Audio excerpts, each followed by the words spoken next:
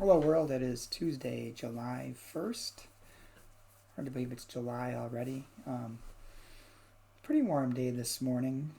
Night, lots of sunshine. The humidity seems to be down, which is nice, but it's close to 70 at 6 o'clock in the morning. It's going to be a hot one today, so be careful out there. If you do go out, make sure you drink plenty of water.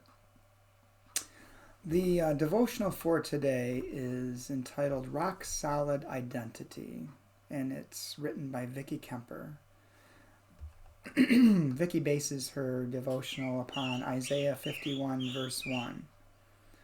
Listen to me, you that pursue righteousness, you that seek the Lord. Look to the rock from which you are hewn, and to the quarry from which you were dug. And Vicki writes, Identity politics, the term for political alliances based on race, religion, class, sexuality, or gender identity rather than traditional party affiliations, often gets a bad rap. People who have never had their lives cut short or their opportunities foreclosed because of who they are often have a hard time understanding why identity is so important to others. But what about identity theology? When times are hard, says the prophet Isaiah, when you've been held down so long you no longer believe in up, remember who and whose you are. Consider where you came from. Reflect on the grace that brought you this far.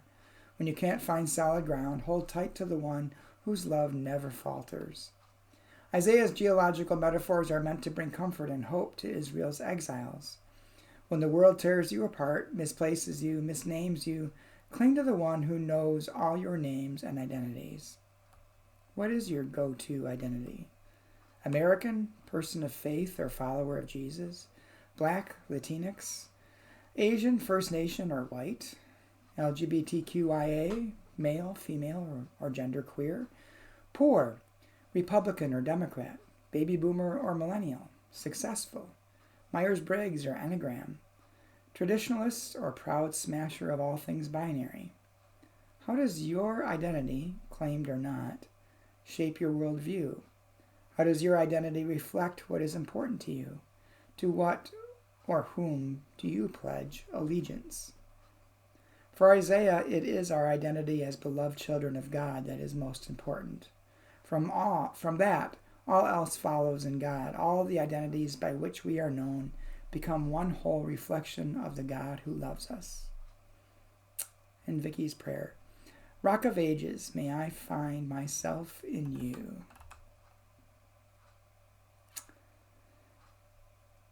Vicki's devotional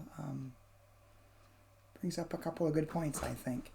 One is, how do we self-identify? And sometimes I wonder if how we self-identify is how others see us too. Because sometimes we think we're something other than we are, perhaps. I'm not sure.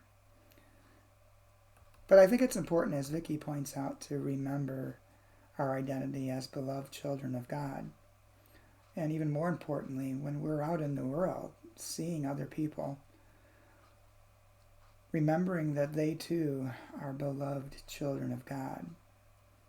That to me is one of the most important things. It's important to understand that you yourself are a child of God, because that can get you through some difficult times, I think. But in terms of having compassion for others, remembering that just as you are a child of God, they are a child of God too, is important. I think that was one of the key messages Jesus tried to get across to everyone, to really think about each other as children of God, not only yourself, but one another. So think about that today. Hope you have a good day. Hope you stay cool. And I'll be talking to you soon.